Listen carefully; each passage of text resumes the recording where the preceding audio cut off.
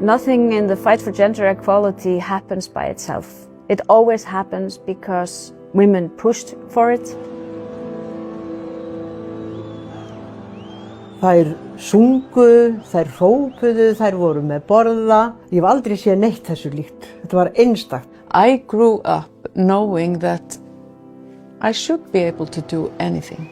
I think this strike really changed the world. Áfram stelpur standa á fætur, slítum allar gamlar rætur, 1000 ára kvennakúgunar. Different kinds of women coming together and show this solidarity was so empowering that it gave me the courage to continue working and becoming very engaged in working for gender equality.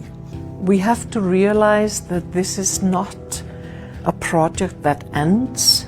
The story that always goes closest to my heart is hearing of women who have decided to leave domestic violence in the aftermath because they felt so empowered. They knew that they could do whatever they wanted.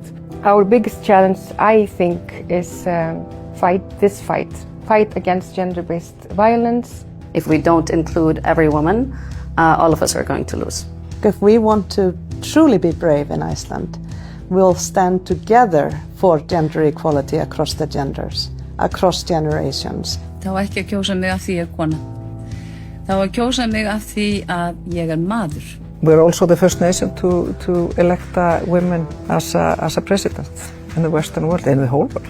One key challenge is that we secure that the progress is for everyone, everywhere.